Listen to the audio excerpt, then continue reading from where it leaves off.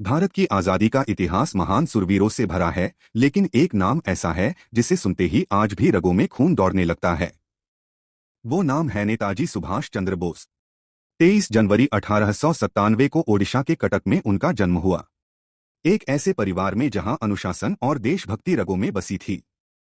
सुभाष बचपन से ही बाकी बच्चों से अलग थे। उनका दिमाग किताबों में कम और देश की हालत पर ज्यादा रहता था। उन्होंने अपनी शुरुआती पढ़ाई कटक में की और फिर प्रेसिडेंसी कॉलेज कोलकाता गए। वहां उन्होंने अंग्रेज प्रोफेसरों की बदतमीजी का मुंहतोड़ जवाब दिया, जिसके लिए उन्हें निष्कासित भी किया गया। उनके पिता चाहते थे कि बेटा आईसीएस अफसर बने। सुभाष लंदन गए और महज 7 महीने की तैयारी में दुनिया की सबसे कठिन परीक्षा में चौथा स्थान हासिल किया। लेकिन उनका दिल तो भारत माता के चरणों में था। लंदन की वो आरामदायक नौकरी उन्हें काटती थी। उन्होंने फैसला किया कि वो अंग्रेजों की गुलामी नहीं करेंगे। उन्होंने आईसीएस से इस्तीफा दे दिया। जब ये खबर भारत पहुंची तो देश के युवाओं में एक नया जोश भर गया। भारत लौटकर सुभाष सीधे महात्मा गांधी से मिले। गांधी जी ने उन्हें देशबंधु चित्तरंजन दास के साथ काम करने को कहा। यहां से सुभाष का राजनीतिक सफर शुरू हुआ, जहां उन्होंने बंगाल में आजादी की अलख जगाई।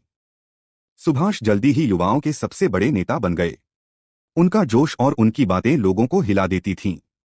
उन्हें कई बार जेल भेजा गया, लेकिन जेल की दीवारें उनके इरादों को रोक नहीं सकीं। मांडले जेल हो या यरवदा, सुभाष ने हर जगह अंग्रेजों के खिलाफ भूख हड़ताल की। उनका शरीर कमजोर हो गया था, लेकिन उनकी रूह और भी मजबूत हो रही थी। वो समझ चुके थे कि आजादी मांगने से नहीं, छीनने से मिलेगी। 1938 में उन्हें बिन विरोध कांग्रेस का अध्यक्ष चुना गया। लेकिन उनके और गांधी जी के विचारों में मतभेद होने लगे। सुभाष चाहते थे कि तुरंत अंग्रेजों के खिलाफ मोर्चा खोला जाए, जबकि गांधी जी अहिंसा के रास्ते पर चलना चाहते थे। कांग्रेस छोड़ने के बाद उन्होंने फॉरवर्ड ब्लॉक बनाया। उन्होंने पूरे देश का दौरा किया और लोगों से कहा कि अब वक्त आ गया है अंग्रेजों को बाहर निकालने का। वो हर घर में एक क्रांतिकारी पैदा करना चाहते थे। 1941 में अंग्रेजों ने उन्हें उनके ही घर में नजरबंद कर दिया। लेकिन मौत को चकमा देना तो कोई नेताजी से सीखे। एक रात वेश बदलकर, दाढ़ी बढ़ाकर वो घर से निकल गए। पेशावर से काबुल और वहां से रूस होते हुए वो जर्मनी पहुंच गए। जर्मनी में उन्होंने हिटलर से मुलाकात की। उन्होंने जर्मन रेडियो से भारत के लोगों को संबोधित किया।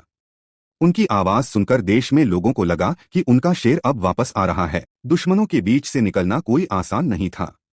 वो एक जर्मन सबमरीन से निकले और समुद्र के बीच एक जापानी सबमरीन में सवार हुए। ये इतिहास का सबसे खतरनाक और साहसिक सफर था। सिंगापुर पहुंचकर उन्होंने रास बिहारी बोस से आजाद हिंद फौज की कमान ली। उन्होंने नारा दिया, तुम मुझे खून दो, मैं तुम्हें आजादी दूंगा। इस नारे ने पूरी दुनिया में तहलका मचा दिया।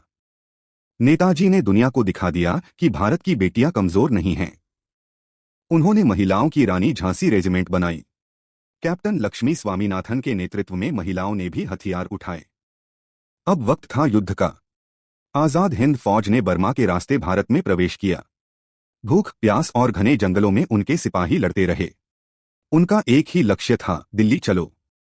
नेताजी ने अंडमान और निकोबार द्वीप को आजाद कराया। उन्होंने वहां भारत का पहला तिरंगा फहराया और उन द्वीपों को शहीद और स्वराज नाम दिया। ये आजादी की पहली जीत थी। इम्फाल और कोहिमा में भयानक युद्ध हुआ। आजाद हिंद फौज ने अंग्रेजों को पिछाड़ दिया था, लेकिन मौसम और रसद की कमी ने उन्हें रोक दिया। फिर भी उनका जज्बा नहीं टूटा। नेताजी ने अपनी सरकार बनाई थी, जिसका अपना बैंक और अपनी करेंसी यानी मुद्रा थी। वो एक असली राष्ट्रपति की तरह देश का भविष्य लिख रहे थे। 18 अगस्त 1945 का वो दिन। कहते हैं ताइहोकू में एक विमान हादसे में नेताजी हमें छोड़ गए। लेकिन आज भी बहुत से लोग इसे नहीं मानते। वो एक रहस्य बन गए, पर उनका नाम अमर हो गया। आजादी के बाद जब आजाद हिंद फौज के अफसरों पर लाल किले में मुकदमा चला, तो पूरा देश सड़कों पर उतर आया। नेताजी की फौज ने ही आजादी की नींव रखी थी। आज भी जब हम जय हिंद कहते हैं, तो नेताजी याद आते हैं। वो एक व्यक्ति नहीं, एक विचारधारा हैं। भारत माता के इस महान सपूत को हमारा कोटि कोटि नमन। जय हिंद, जय भारत। भारत माता की जय! भारत माता की जय!